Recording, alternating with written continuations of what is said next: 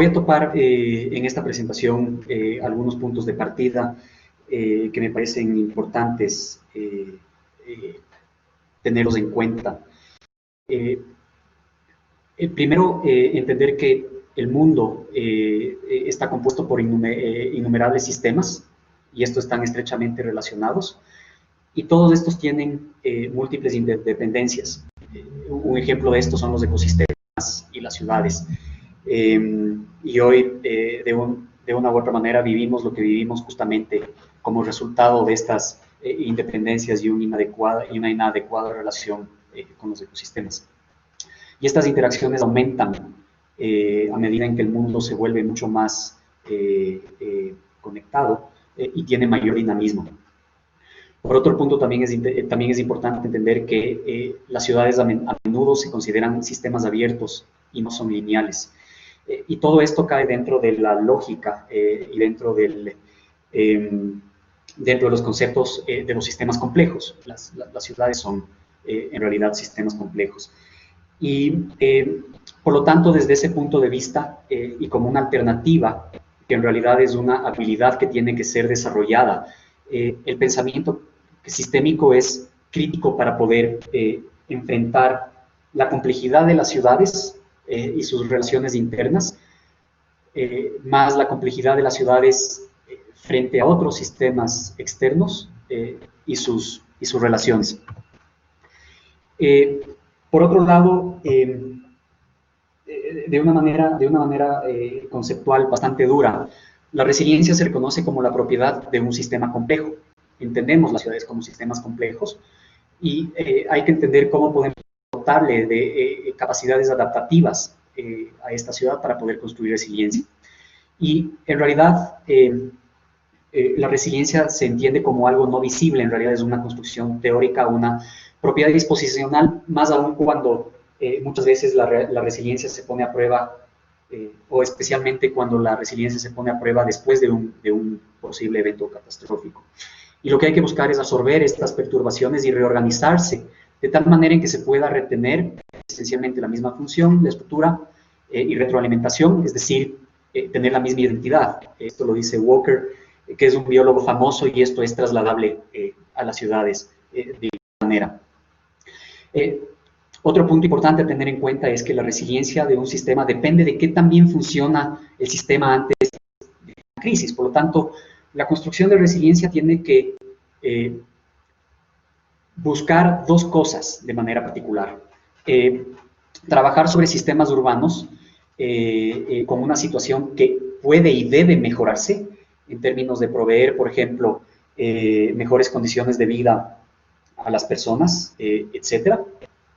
Y por otro lado, frente a un futuro que promete ser turbulento y que de hecho ya es algo turbulento, fortalecer lo que debe ser rígido para resistir estos escenarios y agregar flexibilidad a lo que necesita tener dinamismo para adaptarse a estos escenarios.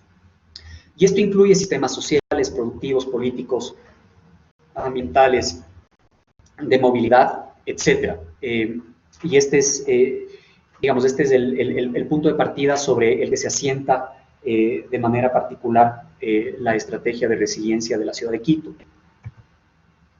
Y la estrategia de resiliencia en la ciudad parte por reconocer la gran variedad geográfica y de paisajes en la misma, lo cual nos provee de riquezas y muchos beneficios de algunas maneras, pero también plantea una serie de retos que comienzan a convertirse en escenarios de riesgo a medida en que la ciudad se desarrolla y crece. Como un siguiente nivel, la estrategia de resiliencia, para que pueda ser implementada y trabajada, mira el fortalecimiento del capital social para aprovechar la gran diversidad humana que existe en esta ciudad, pero principalmente para asegurar el poder enfrentar de manera efectiva, a través de una acción colectiva, cualquier situación adversa. Y voy a dar un ejemplo al respecto hacia adelante, pero en realidad la estrategia de resiliencia de Quito que se implementa a través de diferentes programas que reciben cooperación técnica internacional, se asienta sobre una base de participación ciudadana robusta. Esto apoya sobre todo la gestión y la conservación del patrimonio natural y los recursos naturales de la ciudad, que nos proveen las condiciones de soporte de vida. Apoya a trabajar, por ejemplo, también en un sistema de transporte un poco más sostenible y que construya resiliencia, asegurando una eficiente funcionalidad de la ciudad. Los programas están diseñados especialmente para que los aportes busquen determinados objetivos específicos. Y finalmente, busca la provisión de vivienda adecuadas y accesibles en sitios seguros, especialmente para poder reducir y mitigar el riesgo. De manera general, esto es lo que busca hacer la estrategia de resiliencia de la ciudad, que responde a los principales retos de la misma, por supuesto. Y para esto, como mencionaba antes, se han llevado a cabo algunos procesos participativos, en donde cerca de 300 líderes barriales han sido formados para que puedan proponer sus propios planes de desarrollo barrial bajo un lente de resiliencia, en donde junto con ellos y técnicos del municipio que también han sido formados en este respecto, pueden identificar los retos de sus barrios, diseñar sus propias acciones, entender el impacto de ellas a diferentes escalas, como se ve en el mapa de la derecha. Los líderes barriales del norte de Quito pueden entender qué es lo que están haciendo los líderes barriales del sur de Quito y qué tipo de retos están enfrentando y cómo los están enfrentando. Y finalmente, esto apoya también a construir equipos, a ayudar a fomentar la cohesión social y más que nada la corresponsabilidad y la capacidad de autoorganización, amplificando de esta manera la capacidad de gestión y de respuesta de la ciudad. Otros dos ejemplos interesantes es el de la agricultura urbana participativa a través del programa Agrupar del municipio, que básicamente se asienta sobre el esfuerzo que hacen las mismas personas que participan en el programa a través de recibir asesoría técnica desde el municipio de Quito, o el pacto agroalimentario de la ciudad, en donde el cual todavía no se convierte en un espacio formal y a mi criterio todavía no tiene la madurez ni tampoco la fuerza que debería tener, pero básicamente agrega o invita e incluye a actores del sistema agroalimentario de la ciudad a través de todos los eslabones de la cadena agroalimentaria, actores de diferentes niveles de gobierno, públicos, privados, etc. Sin embargo, dentro del contexto de COVID-19 y de la pandemia, resulta que la fórmula de riesgo sufre algunas modificaciones y lo que se plantea como posibles escenarios de riesgo cambian porque ahora la pandemia no tiene un límite geográfico definido. Estos límites son abiertos. Y desde ese punto de vista, de manera general, los otros dos componentes de la fórmula pasan a ser relevantes. Por un lado, la vulnerabilidad, especialmente la vulnerabilidad socioeconómica y cómo ésta se distribuye en el territorio. Por otro lado, la capacidad de respuesta, cuáles son los mecanismos con los que cuenta el país y con los que cuenta la ciudad para poder enfrentar este tipo de escenarios. Y lo que hicimos es identificar y evaluar la cantidad de personas y cómo están distribuidas estas en el territorio por diferentes grupos, en donde se han incluido incluso los migrantes, para poder lograr que los públicos, las ONGs y las donaciones privadas puedan ser entregadas y recibidas de una manera mucho más clara, primero, siendo mucho más efectiva la ayuda de la ciudad a quienes más necesitan. El siguiente paso fue mapear versus la población vulnerable la capacidad de atención del municipio a través de las oficinas de la administración zonal y de espacios públicos comunitarios.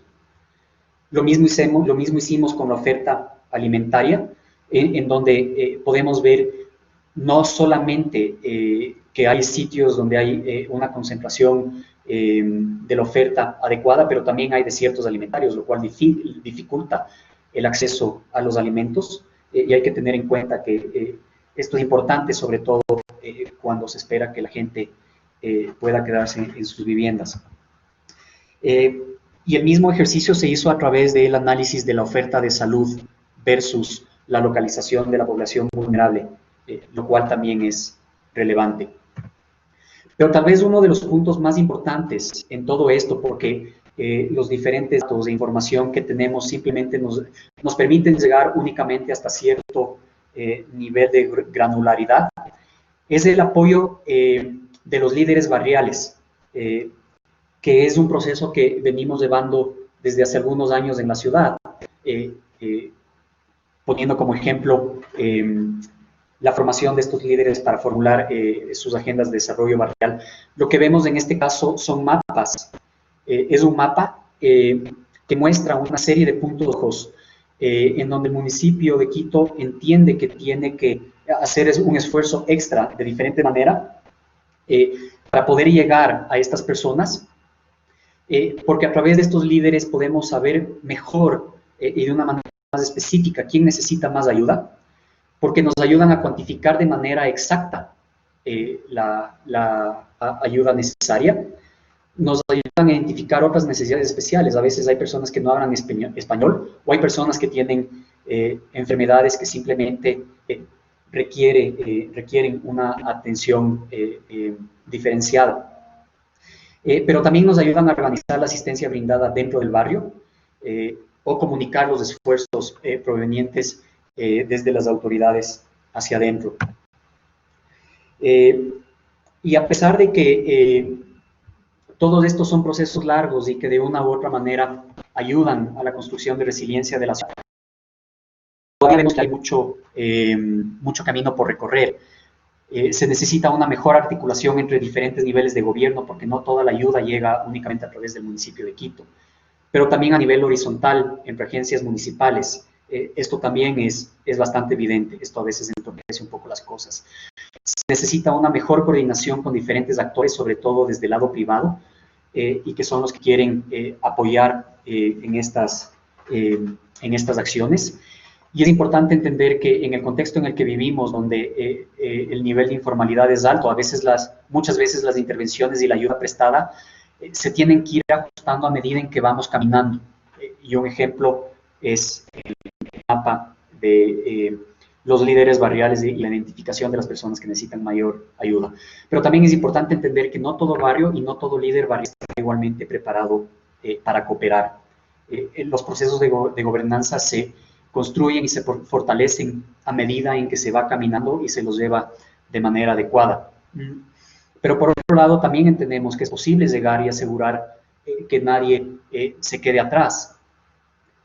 La gestión hasta ahora no ha sido perfecta, pero los resultados arrojan que mucha gente ha podido recibir ayuda. Es posible crear apoyo social y confianza para cumplir voluntariamente las medidas requeridas, a pesar de que a medida en que ha avanzado el tiempo, esto se ha vuelto cada vez más difícil, pero es posible. Hemos podido probar regulaciones vigentes para la respuesta frente al riesgo y realizar acciones de ajuste, donde ha sido necesario, sobre todo a nivel de gobierno local. También nos permite prepararnos mejor y planificar la recuperación para después de la pandemia. Y finalmente también porque esto nos permite estar mejor preparados para enfrentar otros desafíos diferentes en el futuro. Y no quisiera dejar de agradecer a todas las personas que apoyan este trabajo, porque hay mucha gente detrás de esto, y algunas organizaciones internacionales y que son parte de un proceso que todavía tiene que madurar mucho y tiene mucho por recorrer, pero que espero que la ciudad lo siga llevando a cabo. Muchas gracias.